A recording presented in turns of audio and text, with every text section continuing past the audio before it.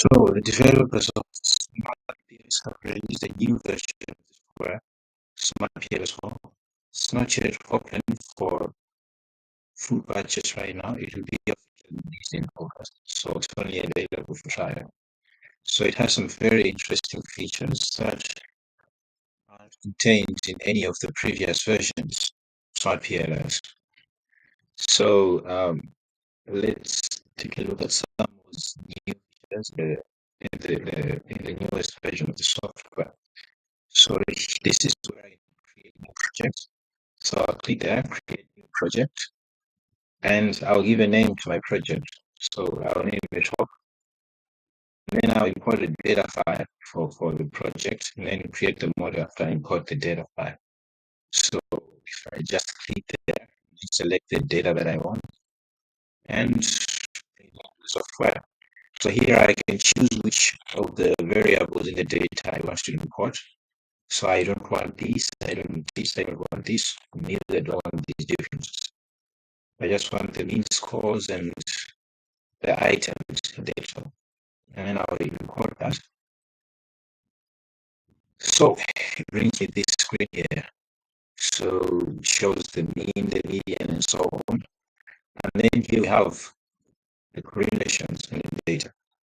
So you can easily tell where you possibly get multiple linearity problems from here through this correlation. So here you don't have any numbers for obvious reasons. These statistics variables are algorithms, so you don't have any numbers. But here you have them all. So quite convenient, interesting. So you also have that feature in your version of the software. And after importing the data, you can actually generate the groups if you want. Okay. So for instance, let's say let's do group generation later on. But if we can just go back and come to create model. Okay, so I want a PLS SEM model, and I'll name it home. So now I have to import, I have to draw the model. So the best way, I prefer to do that by importing the items into the model. It makes it a lot more convenient. So after I bring in my first independent variable here, it gives me the name that I want the variable to have. So because all of the items that I have HV at the beginning, it suggests that I name HV, that I name the variable HV. So if I can just click enter there, here we go, we have the first independent variable. So I'll align the indicators to the left. And then I'll import the next independent variable, UD. It suggests the name already for me. So I'll just click enter and align to the left. And then we have the third dependent variable, SV. Click enter, align to the left. Okay. So there we go, we have all our independent variables.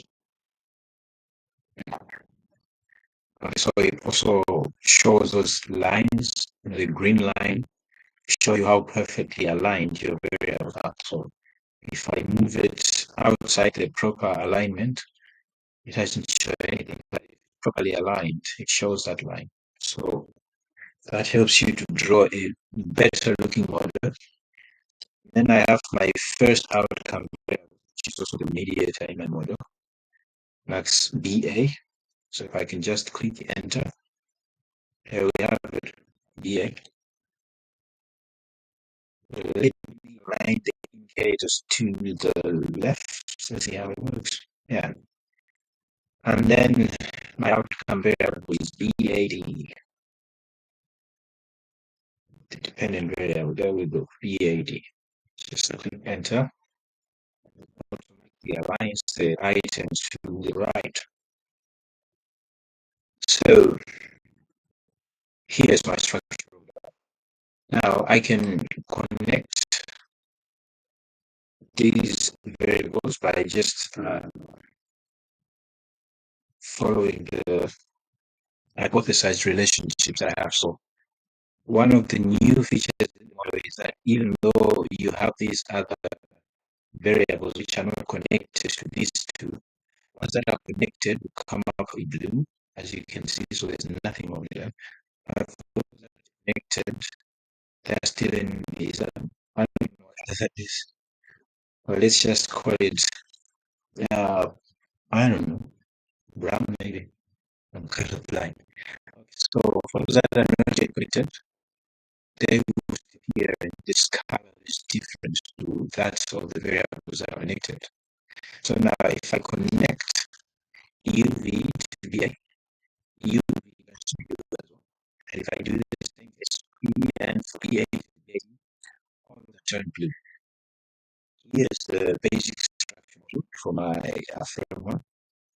I also just add HV to BAD and UV to BAD as well. And I also add SV to BAD.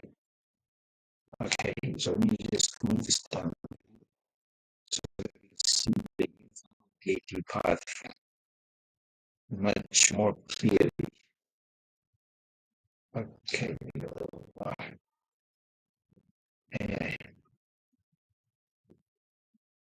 okay, so there we are. The next thing here, I also have a moderator. So my moderator is CBI. Okay, so CBI, it's got 5 items, and I'm going to bring that here. Just click enter and align them to the top, align the indicators to the top, like that.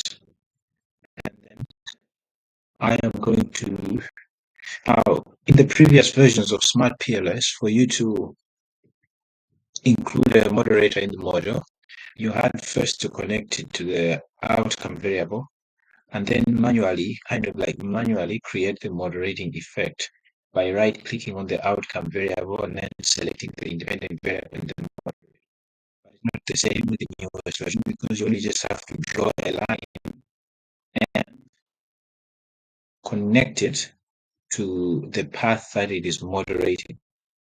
So let's say, for instance, my moderator moderates the HVBAD path, and then it also moderates the BA to BAD path, and then it moderates the UV to BAD path, and then it also moderates the HVBAD path. There we are. Just by doing that, you have moderating effects into the model. Quite convenient, not a lot of hassles involved. So this is a basic structural model that I wanted to draw, and now we can try to calculate the estimates. So I will not run the algorithm. Anyway, okay, let's do the algorithm first.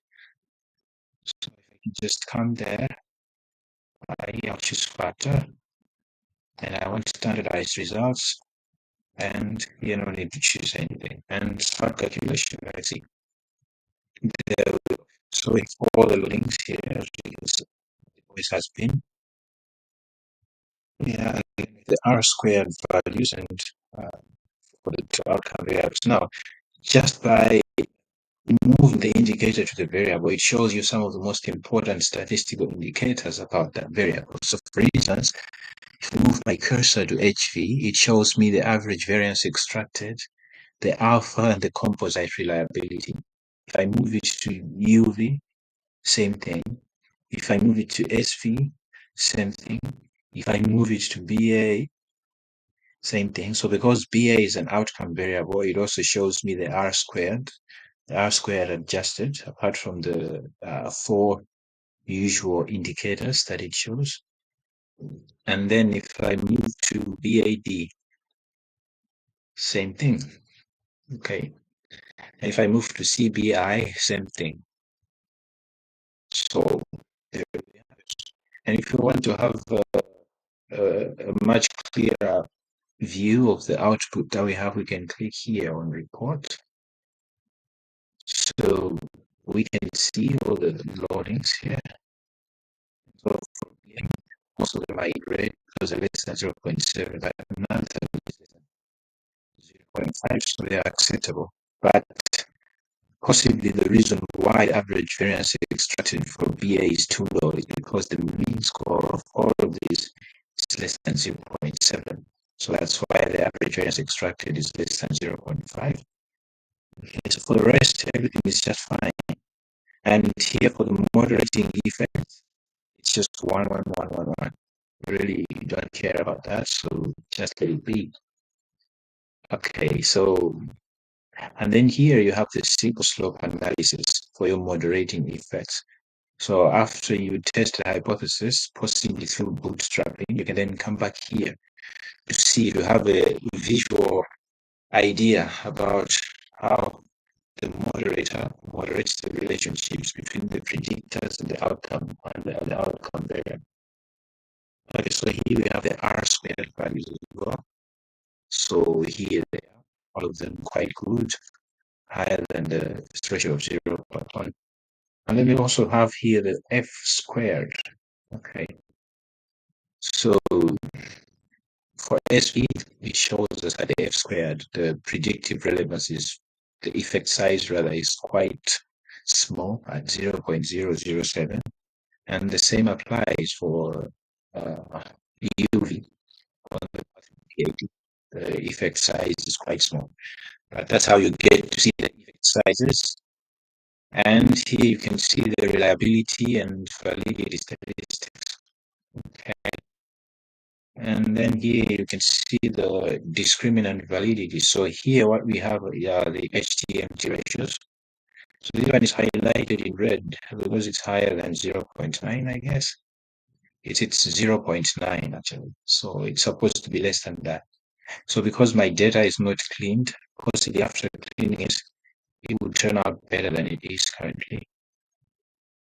And then here we have the formula and Lager criterion. So, well, if we want, we can just keep these out. Okay. So we can just keep those out because we're not really interested in them. So we just focus on this. And what we want for the number on top to be high, the numbers inside to be higher than the numbers below it. So here we've got a problem.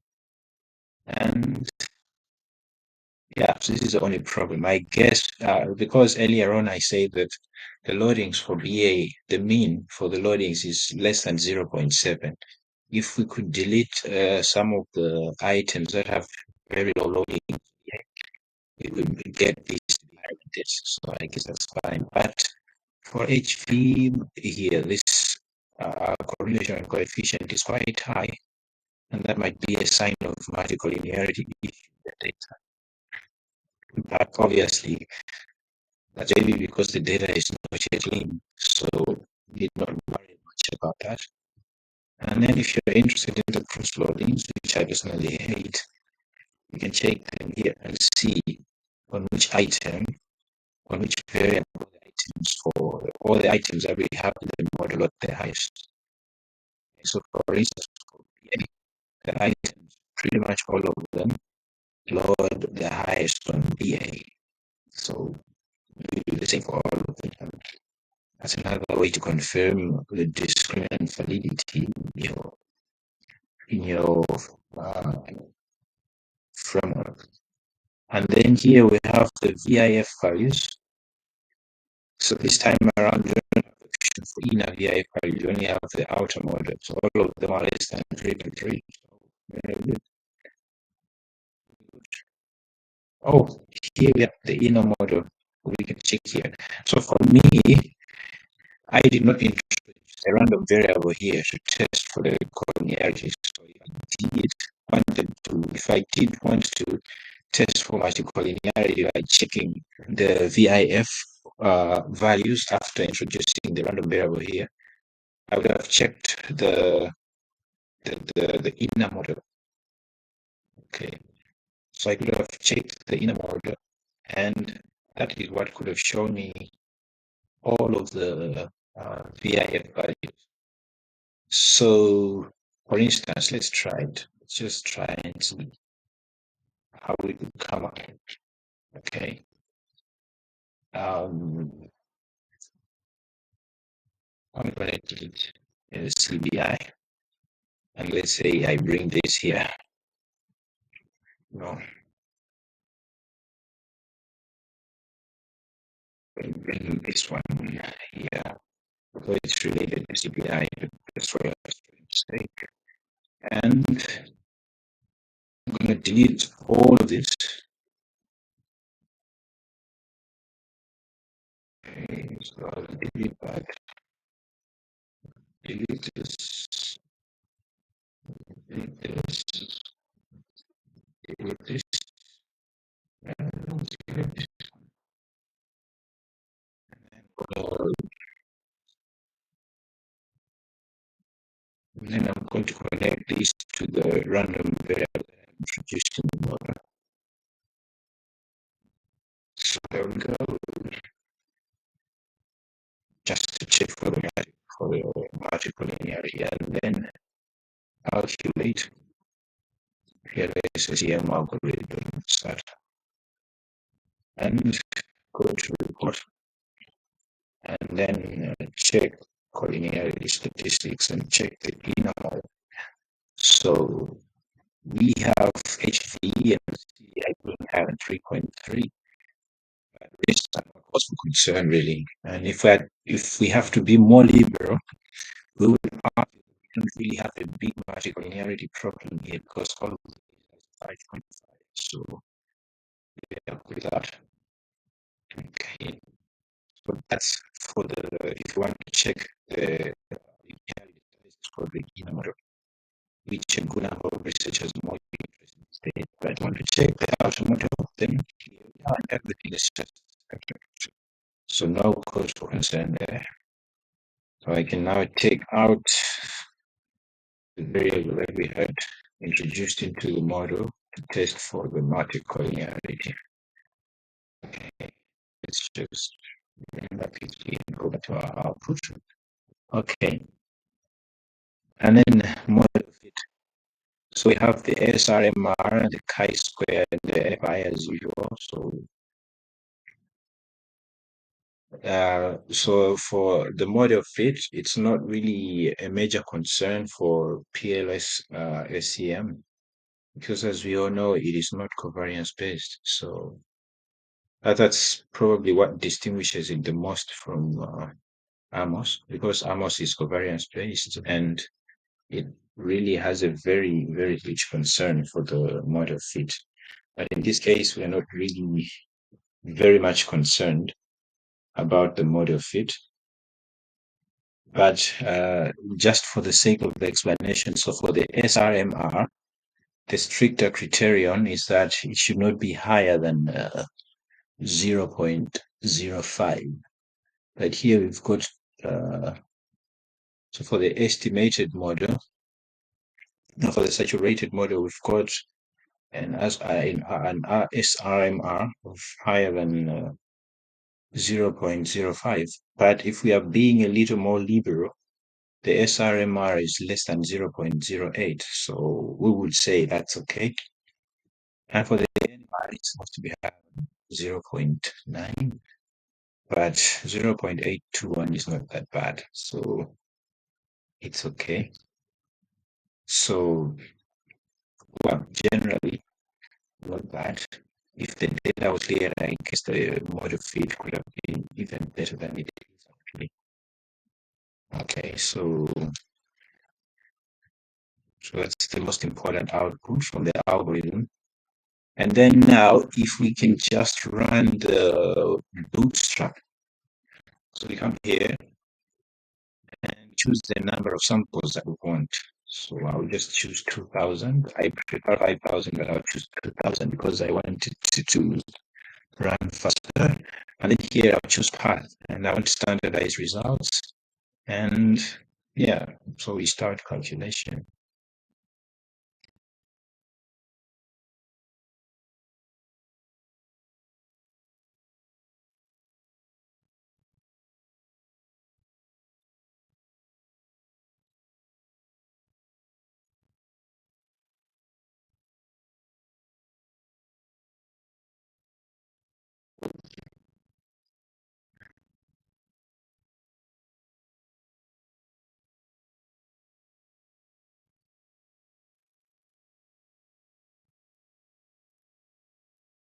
Okay, so there we are. Right. So here we can choose what we want to see, the inner and the outer model. So it's not showing the R squared, which is okay because we already saw R squared values when we ran the algorithm. And then, yeah, we can also choose how we want to highlight the paths using the relative values, using absolute values.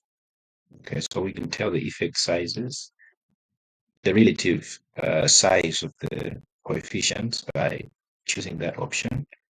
So for the inner model, I'm going to choose path coefficients and p-values. Okay, so then we can see which path is significant and which one is not. And for the outer model, let's see outer weights of loadings and p-values. Okay, so we have the loadings. Okay, so you have our path coefficients, and all but two of our paths are statistically significant.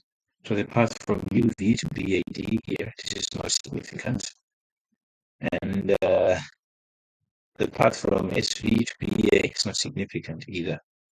So the p-value is higher than 0.05 here, and same here. And for our moderating effects, only this path is significant. As you can see, it's 0.02. That's it's significant at the 0.05 level. And here, the rest of them are significant. So our moderating effect is significant only at that level. So to get a much more concise insight into our output, we could come here and select the bootstrap output, select the bootstrap report, and see what we have as our results. Okay, so, like we said earlier on, for the structure model, 3 of our paths are not significant. So here we have, well, not this one, because we did not hypothesize a relationship between CBI and BAD. It's purely just the moderate. But these two are not significant. And for the moderating effects, only this one is significant. Okay. So those are our path coefficients. And then for the moderating effects, we might also want to check the confidence intervals, bias corrected confidence intervals. So we will see that for the path that we found to be significant, the moderation path, the confidence interval does not contain zero. So that provides further evidence that it is significant, and the coefficient of moderation is positive. So the higher the consumer brand identification, the higher the higher the relationship between HV and BAD. In the lowest terms possible, that's what this is telling us.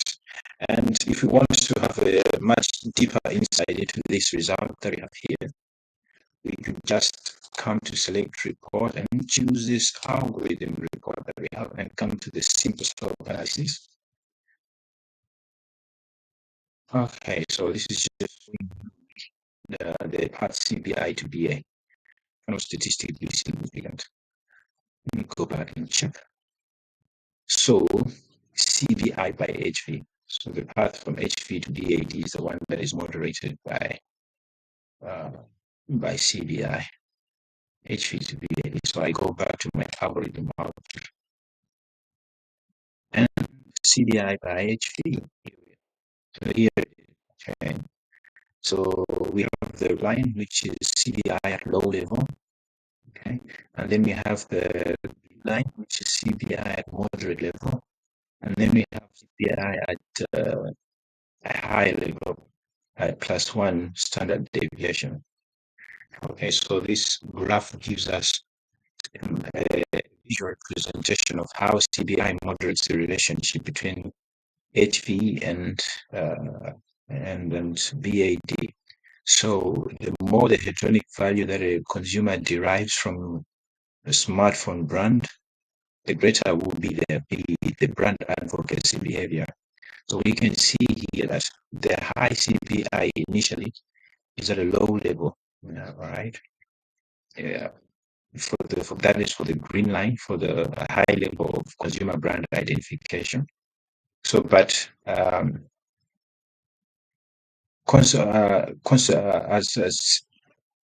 as time goes by, we can see that the brand advocacy area of consumers owed to their HV under the influence of consumer brand identification actually becomes more prominent here. So the slope for the slope for the CBI the slope for the CBI line becomes the line for CBI tends to here, as we can see, it's higher than the lines for CPI at low level and at moderate level from the 0 point of HV. So the moment consumers start to derive some kind of hedonic value from smartphone usage under the influence of CPI, their brand advocacy behavior will become much more visible. So we can see that from these lines that we have here, that how CPI moderates the relationship between value and brand advocacy. So for the high level of CPI, we can see that the level of brand advocacy is a bit higher at the same level of HV compared to when CPI is at the mean level, which comes just after the high level, and the low level, which comes below both the high and moderate levels of CPI. So this output actually makes sense because theoretically, scholars have argued that hedonic value is the component of perceived value that relates more to consumers' advocacy behaviors, specifically word of mouth. So this here makes sense that only the relationship between HV and BA is moderated by CPI. So here we have the output for that. And then here we also have the R squared. Good. Oh, I have to go back to my bootstrapping output. Okay, so here we have the indirect effects, the total indirect effects, but I'll just come here to specific indirect effects, bias corrected confidence intervals. So all our moderation, our mediation paths have significance. So UV affects EAD to BA. So the coefficients are positive, and we can set the lower level and upper level confidence interval bound and not contain zero independence. So mediation is significant. Okay, and then well, for me, I'm not really concerned about whether this is a partial mediation or a full mediation. So if you want to see that, you can deduce that by looking at the specific indirect effects and then by looking at the total effects that we have here. So just move on. And then here we have the loadings. So if we want, we can check that. But we already saw the loadings in the path diagram, so no need for that. Yeah, so that's pretty much it. The output is the layout of the output is a little bit different from the earlier versions of SmartPLS. And then the inclusion of moderation here is also different. Now, another feature that I noticed in this new version of SmartPLS is that you can include control variables into the model. Okay. So, for instance, if I want to include a control variable, so if I want to include a control variable, I can do that by clicking on that variable and bringing it here. Let's say I want, this is purely for illustrations purposes. So let's say maybe MCBI is my latent variable. Okay.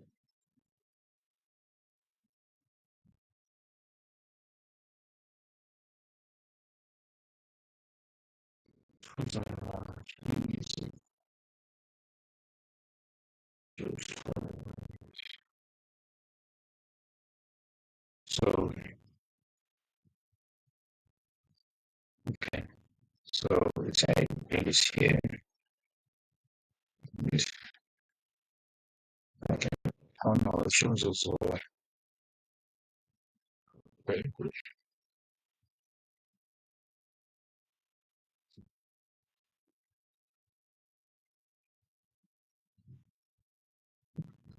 Just gonna delete that. And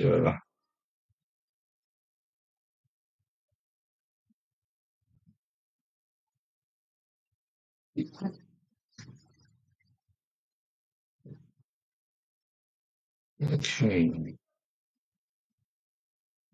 So oops,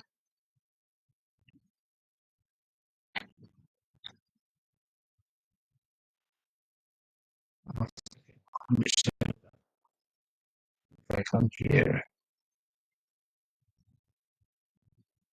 Right. Let's see. Yeah.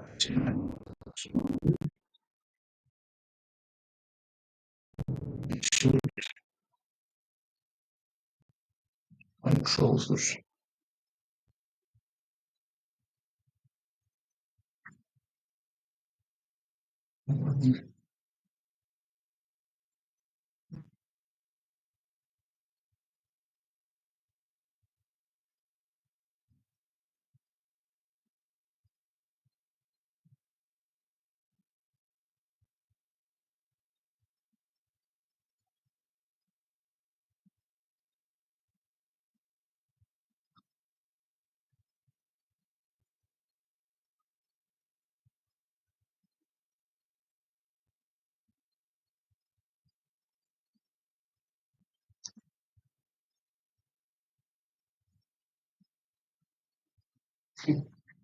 Alright, okay.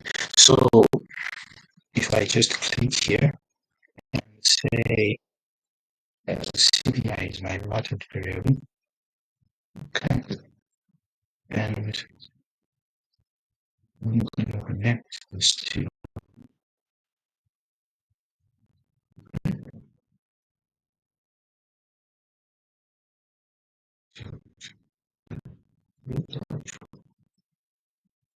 connect this to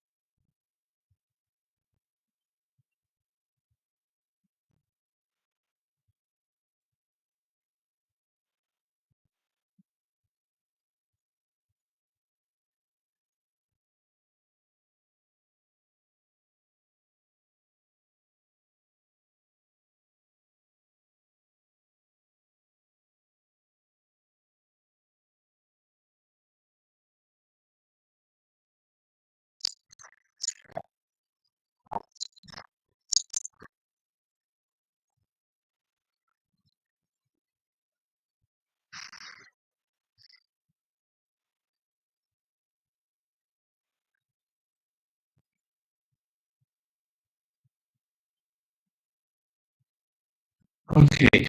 So for SmartPLS, there is an option somewhere here. So it shows you where you can, if you want to add a control variable, you can just click that and connect it to the dependent variable uh, whose predictor adds the controls. So there's that option. It doesn't appear on my software, I don't know why, but there is that option as well. And then if I can just go back to create the data groups, I can create the data groups here at the input session. So I can here come generate my data groups. For instance, let's say I want to generate the gender data groups. Okay, here we are. Okay, so we have female and male data, all right. And if I come here and come back to my model, and if I come to calculate, and come to bootstrap multi-group analysis. So I get to my multi-group analysis. So I'm going to select male here and female here. Start my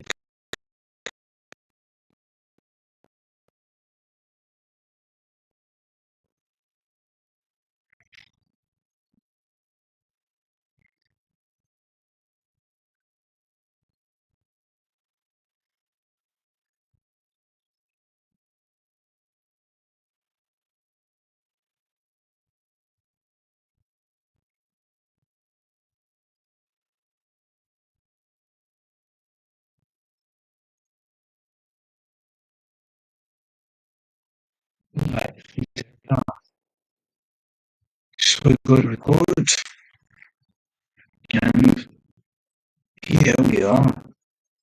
We have the output for the differences. These are the p values for female, and these are the p values.